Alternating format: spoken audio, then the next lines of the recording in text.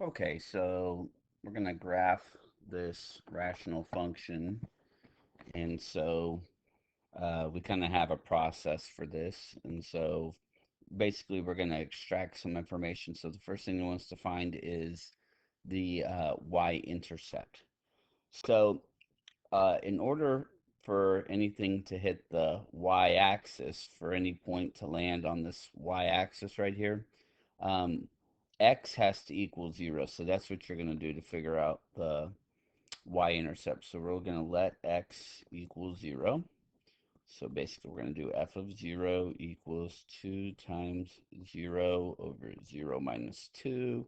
We end up with 0 over negative 2, which is just 0. So our y-intercept right here is just at 0. What are the x-intercepts?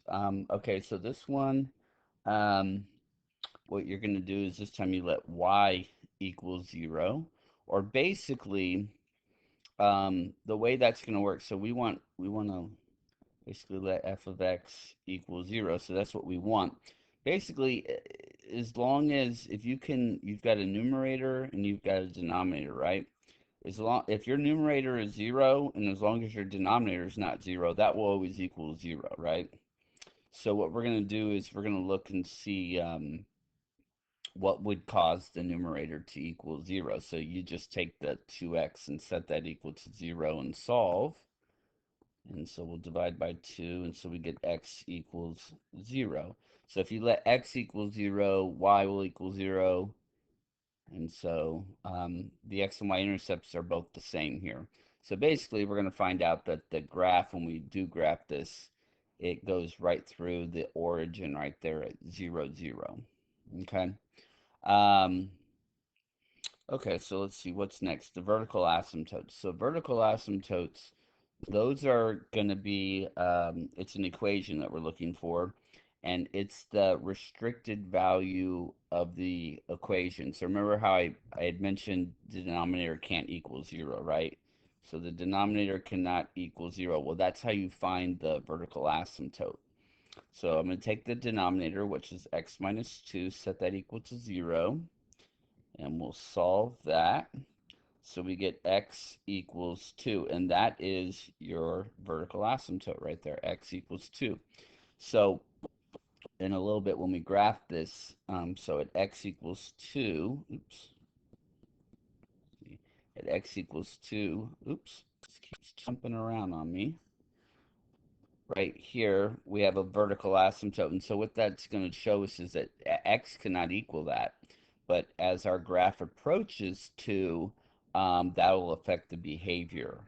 Okay, so we'll look at that a little bit closer when we actually start to graph this. Okay, so next is going to be the horizontal asymptote.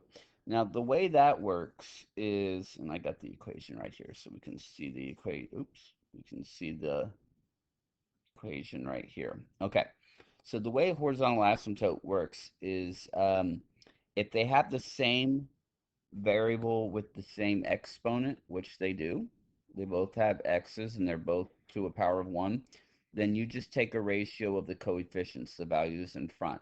So you just do 2 divided by 1. So y is equal to 2 divided by 1, which then is just 2. So that's going to be the horizontal asymptote, and so that's going to be the horizontal line that's off limits. Okay? Now, just real quick, let's say that the problem instead uh, was, let's say it was 2x squared, or not squared, let's say just 2x over x squared minus 2. If the power on top is smaller, if the power on top is smaller than the power on bottom, then automatically it would be y equals 0. So just be aware of that in case you come across an example like that. So if they're the same, you take the ratio. If the top one's smaller, then it equals 0. Now, if the bottom one's smaller, that's something that you'll discuss in a later course if you take pre-calculus or something like that. So don't really worry about that right now. So those are the only two scenarios you'll see in this course. Okay, so then this part, you're just plugging in the values. So you're going to plug in -4. So let's see, you get -8 divided by -6, and then you have to simplify that. So -8 over -6, which then would simplify into +4/3. So that's the first one right there.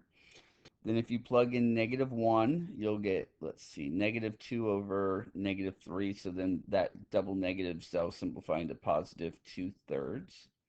If you plug in +1, let's see, you'll get 2 divided by -1, so that'll just become a -2.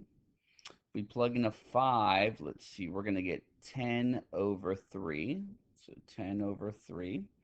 If you plug in a 7, let's see, you'll get 14. 2 times 7 is 14 over 5. 7 minus 2 is 5. Okay, so there are some, those values are just supposed to kind of help you graph it, but the main thing that's going to help you graph it is your vertical and horizontal asymptote. And so they happen to, this is a coincidence, they happen to both be 2. So we have one at x equals 2, and we have one at y equals 2, and this thing's jumping around on me. Okay, so these graphs are kind of small, but we want to see where we have those asymptotes at +2 and for the x and the y, and that's going to be B right here. It's kind of small to see, but you have the vertical one right here at x equals 2 and at y equals 2. And when you're doing this on your computer, you can enlarge the pictures to kind of see the details a little bit better. All right, I hope this helps you out.